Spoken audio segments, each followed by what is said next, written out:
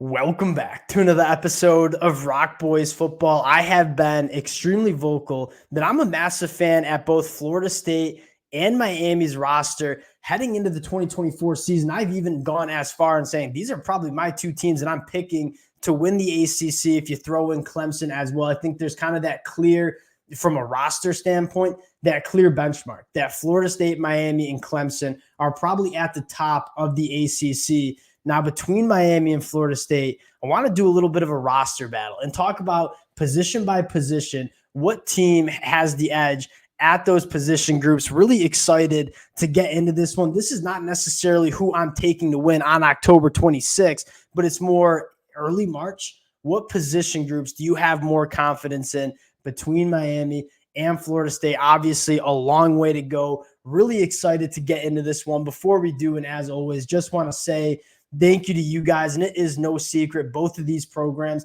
I absolutely love talking about, whether we're talking the recruiting trail, position deep dives.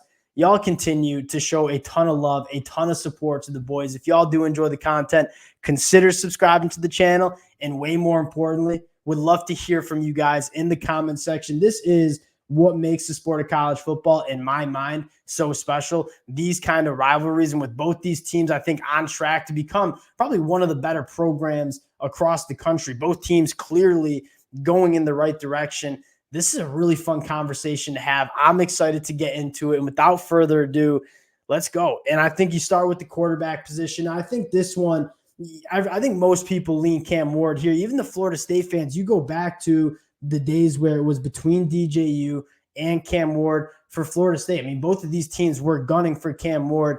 Florida State ends up with DJU. Miami ends up with Cam Ward. Now, right now, I'm taking Cam Ward. I think a lot of people agree with that. I think Cam Ward and the ceiling that he has is extremely high, but I also think he gives this Hurricanes roster a really high floor. You've seen him play very good football at Washington State the last 2 years. Now, you put him in this Miami offense with a better offensive line, with better wide receivers. I think Cam Ward is primed for a massive year for the Hurricanes. Now, you look at DJU, and the storyline that is so exciting for me is we know the ceiling is so high for DJ. And can Mike Norvell kind of work that magic that he worked with Jordan Travis over the last couple of years? If you ask me what staff do I have more confidence in terms of developing quarterbacks, it probably is Florida State with Mike Norvell.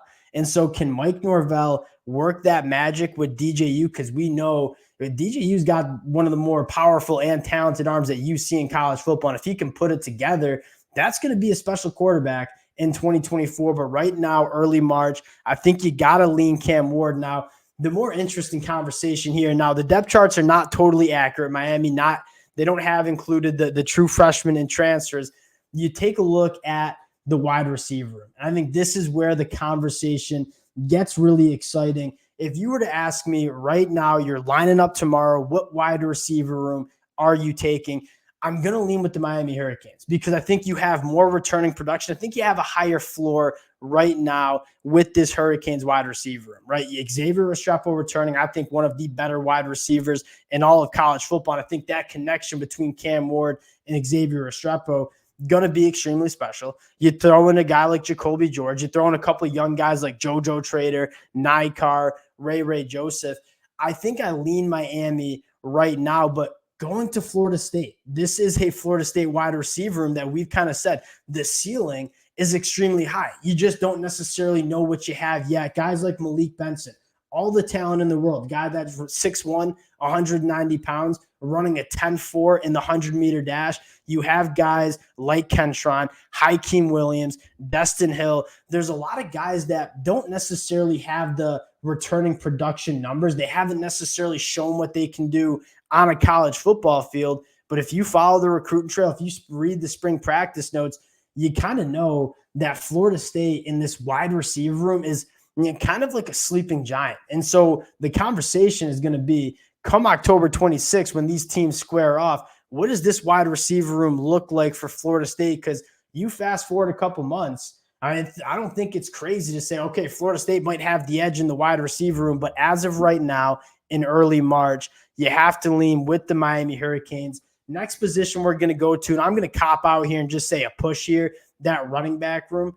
you have both running back rooms are extremely loaded with not only returning production, right? Guys like Roydell Williams coming from Alabama at Florida State. You have a guy like Henry Parrish who's been very productive, but it's also filled with a lot of young talent, right? Florida State, Cam Davis as a true freshman, a guy that I think is going to come in and play right away. For Miami, you have guys like Mark Fletcher. You have the burner like Chris Johnson. You have Jordan Lyle coming in. Both of these running back rooms are extremely talented with experience, but also have a lot of young guys that I think could break out in 2024. You ask me to take a running back room, I'm not necessarily sure which running back room that I'm taking. I think it's two running back rooms that, one, are extremely talented, but also extremely deep.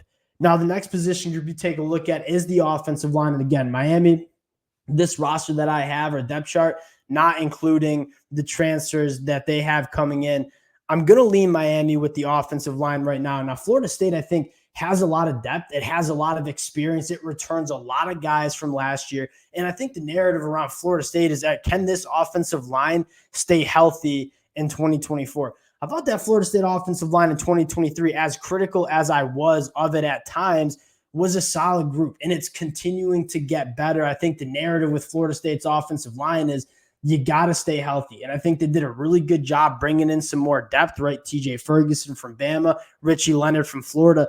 You feel good about Florida State in their offensive line, but you look at Miami, and the reason I lean Miami is I think there's just a little bit more NFL talent and higher upside on that offensive line. You got two absolute nail tackles in Maui Noah and Jalen Rivers. You look on the inside, guys like Zach Carpenter, Inez Cooper, potentially Samson Okunlola.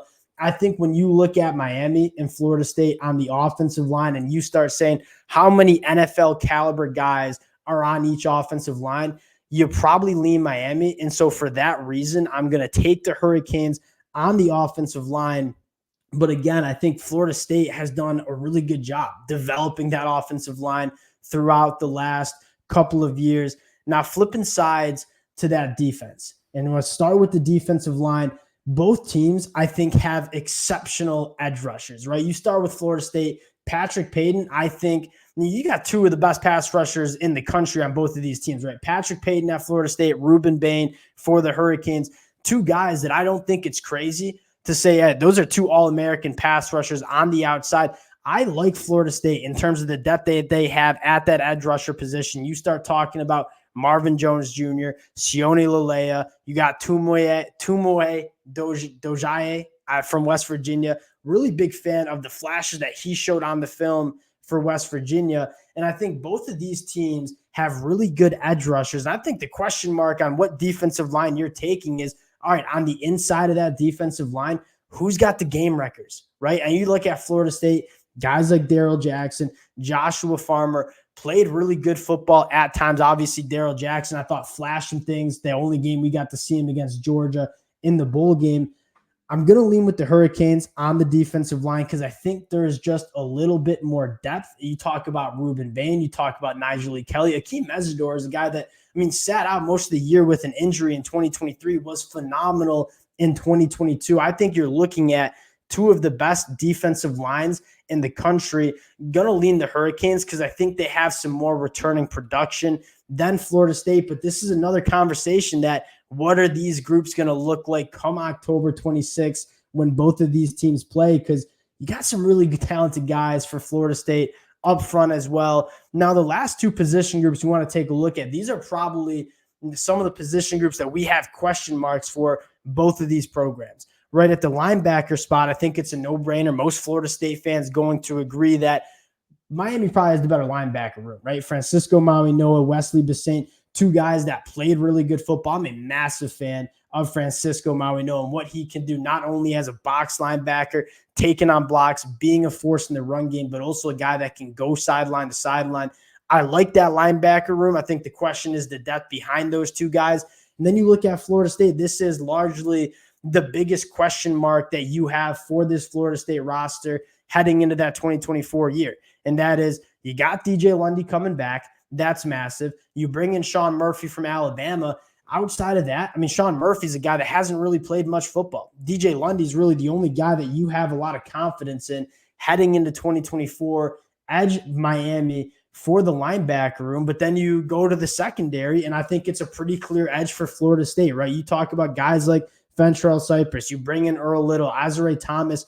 There is not many question marks about this Florida State secondary. It was one of the best units in the country last year, only allowing a 49% completion percentage to opposing quarterbacks. That was number one in the country. And you get a lot of those guys coming back for another year. And then you sprinkle in some young cats like Conrad Hussey in the back end.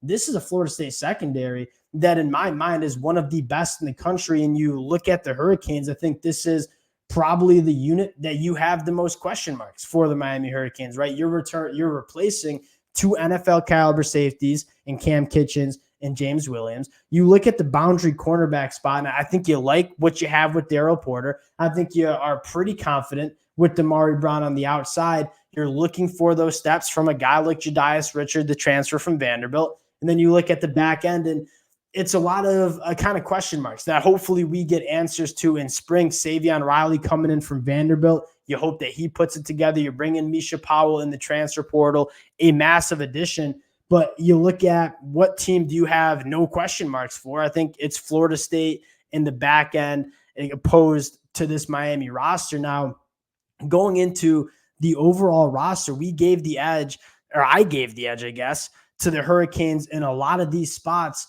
Now, when these teams play on the field, I think the last question that you're evaluating is the coaching staff. What team or what coach do you trust more to win a big game, right? And this is going to be one of the biggest games that we see across college football, Mike Norvell or Mario Cristobal. And I think why a lot of people lean Florida State and maybe this matchup as a whole is you have a little bit more trust in Mike Norvell and this coaching staff in terms of winning these big games. Mario Cristobal, quite frankly, hasn't proven that during his time at Miami yet.